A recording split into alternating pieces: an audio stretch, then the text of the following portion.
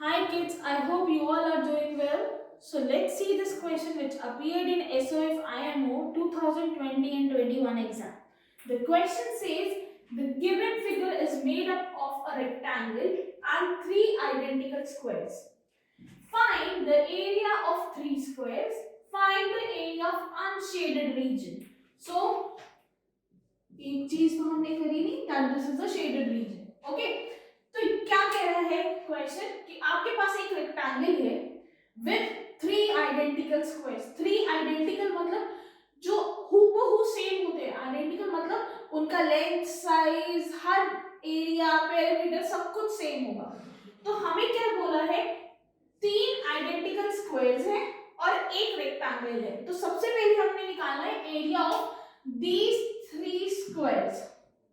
ठीक है, आपके पास एक स्क्वायर की साइड दी है 5 सेंटीमीटर और ये चीज हम अच्छे से जानते हैं कि स्क्वायर की सारी साइड्स इक्वल होती हैं.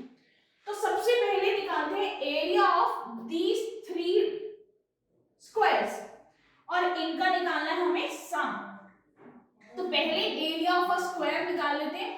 Area of square is equals to side into side और you can say side square, है ना. आपको क्या साइड दी है, इट्स गिवन 5 सेंटीमीटर. तो ये हो जाएगा 5 सेंटीमीटर इंटू 5 सेंटीमीटर. तो आपके पास एक स्क्वायर का एरिया आ गया 25 सेंटीमीटर स्क्वायर.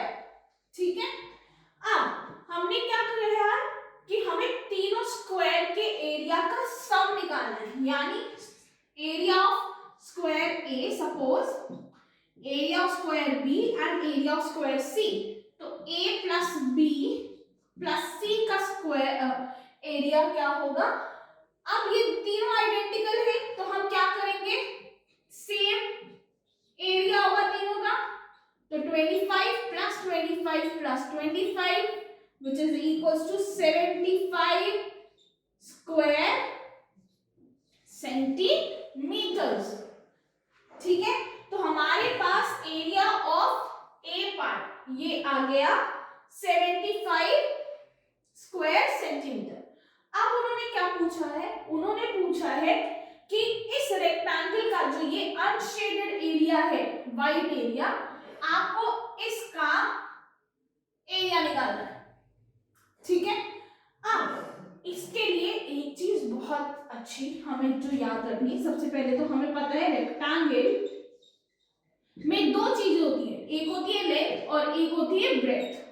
ठीक है, अब इसकी लेंथ तो हमें गिवन है 15 सेंटीमीटर, लेकिन ब्रेथ में इन्होंने ये जो ब्रेथ दी है, ये पार्ट सिर्फ इतनी, ये है 6 सेंटीमीटर.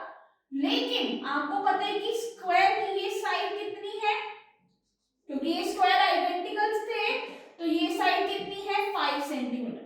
तो टोटल ब्रेथ ऑफ रेक्टेंगल कितनी हो गई 6 centimetre plus 5 centimetre which is 11 centimetre. इतना समझ में आया, क्योंकि ये 5 सेंटीमीटर का स्क्वायर है तो ये इसकी साइड और ये 6 सेंटीमीटर. तो टोटल रेक्टेंगल की लेंथ हो गई 6 प्लस 5 11 सेंटीमीटर. अब हमें रेक्टेंगल का एरिया पता हो, क्या होता है रेक्टेंगल का area, rectangle area is length into breadth. So area of rectangle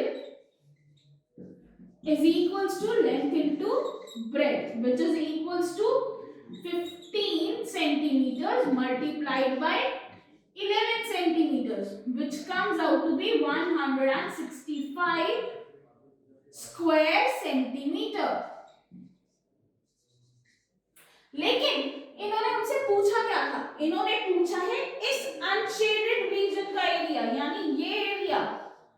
तो ये एरिया क्या होगा, जब मैं इस पूरे एरिया में से स्क्वायर का एरिया माइनस कर दूंगी, यही तो आएगा.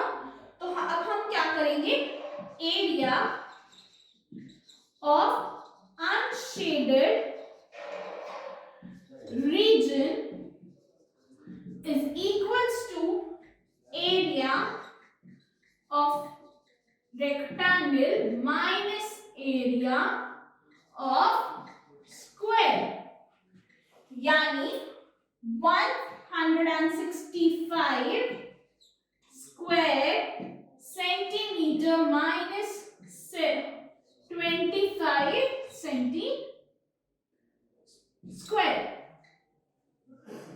ठीक है, तो 165 minus 25 is equals to 140 square centimeters. तो हमारा option A is the correct answer. I hope you all like the solution of this question. For more videos, stay updated, stay safe. Bye.